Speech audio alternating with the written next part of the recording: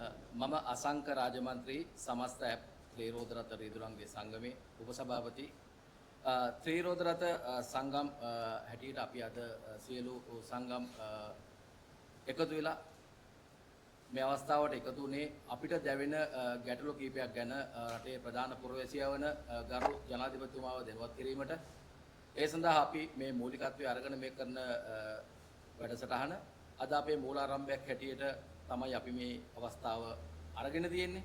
ඉතින් රටේ ප්‍රධාන පුරවැසියා හැටියට අපිට දැවෙන ප්‍රධානම ගැටලුව තමයි මේ තෙල් කෝටාව සහ තෙල් බෙදා හැරීම පිළිබඳව අපිට ඇති වෙලා තියෙන ප්‍රධානම ගැටලුව.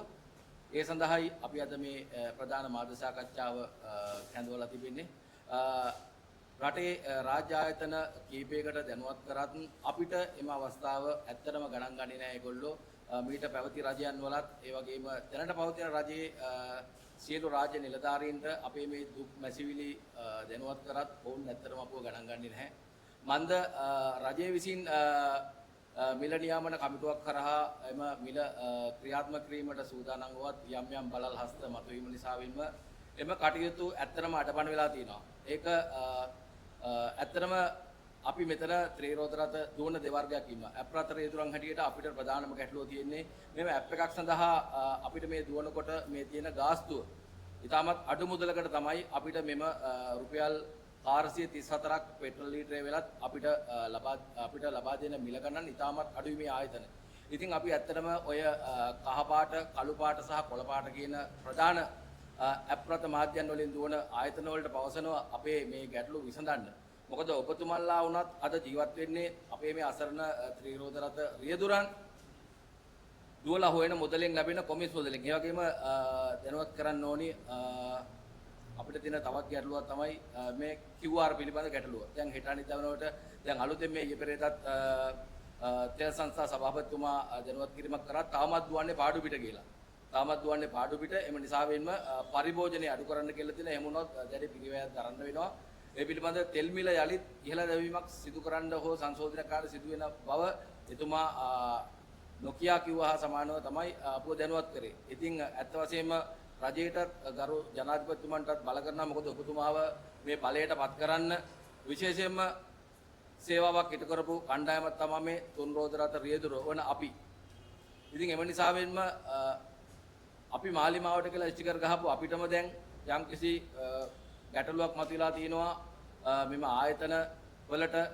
අපි නොඑක් ආකාරයේ නොඑක් විදිහ අපි බලපෑම් කරා අපිට මේ අවස්ථාව ලබා දෙන්න අපේ මේ වෘත්තිය වෙනුවෙන් යම් පැහැදිලි මිලක් සහ ස්ථාවර මිලක් අපිට ලබා දෙන්න කියලා. නමුත් මේ වනතුරු කවුරුත් ඒ සම්බන්ධව කතා කරන්නේ නැහැ. හැම මොහොතේම මේගොල්ලෝ අපිට එන්න කියලා තැනින් තැනට බෝලේ පාස් කරනවා. අපිට මේ අයිතිය අතෙන්ද කියනවා. එතෙන්ද ගියහම පස්සෙත් ඒගොල්ලෝ ඒගොල්ලන්ගේ කාලය නිකන් නාස්ති කරලා අපෝ නිකන් අපේ කාලය සහ ශ්‍රමය වැය කරලා නිකන් අපි රස්තියාදු වෙන විතරක් පමණයි වෙන්නේ.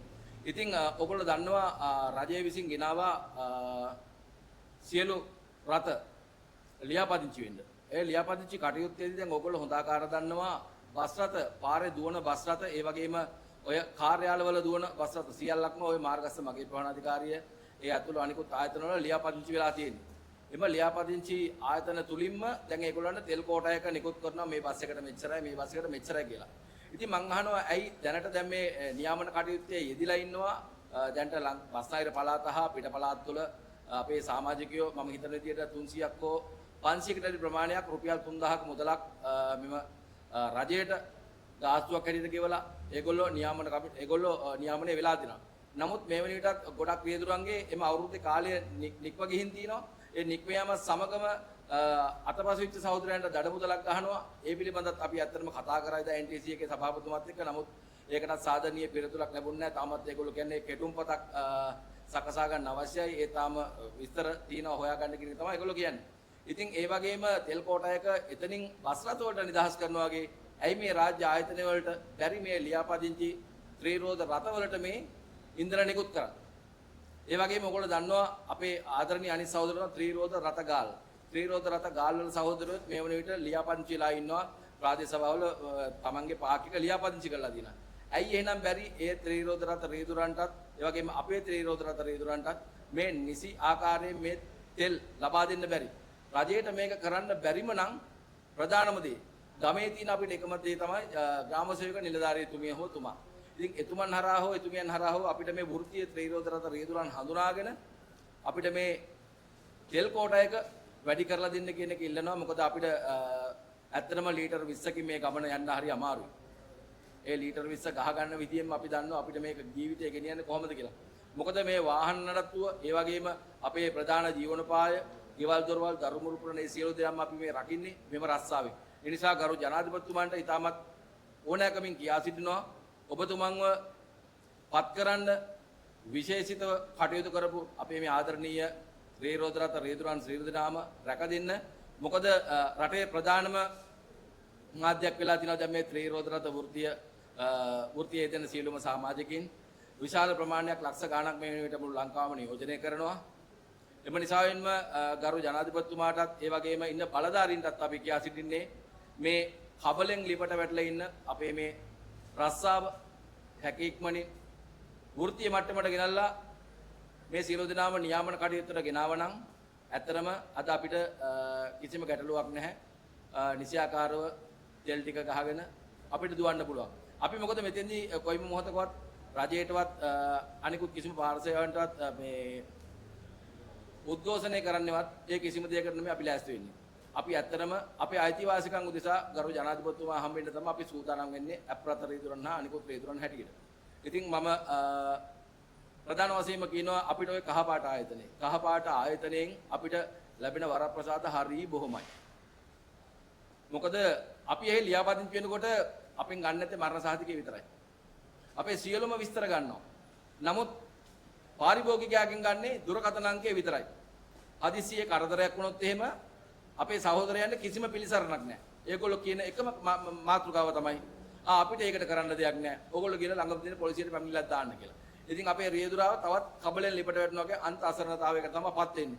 ඉතින් මම රජයට කියා සිටිනවා අනිවාර්යයෙන්ම මේ කහ පාට, කළු පාට, කොළ පාට කියන ආයතන අනිවාර්යයෙන්ම රජයේ නියාමනයට ලක් කරලා නිසි පිළිවෙලක් ගේන්න කියලා. මොකද එතකොට අපිටත් හෙට දවස සුබ වෙයි. මොකද නැත්තම් හැමදාම අපිට වෙන්නේ ඔය ආයතන වලට ගිහිල්ලා හැමදාම කරදර කරන්න තමයි වෙන්නේ. ඒ නිසා මම ඉල්ලා සිටිනවා කරු ජනාධිපතිතුමන්ට ඒකනත් විශේෂයෙන් සලකලා බලලා අපේ මේ කටයුත්ත තාම සාර්ථක කරගන්න ඔබතුමාගේ ශක්තිය ධෛර්යය ලබා දෙන්න කියලා. එහෙනම් සියලු දෙනාටම ජයග්‍රාහී හෙටක් ප්‍රාර්ථනා කරමින් මම නිහඬ වෙනවා. ස්තුතියි.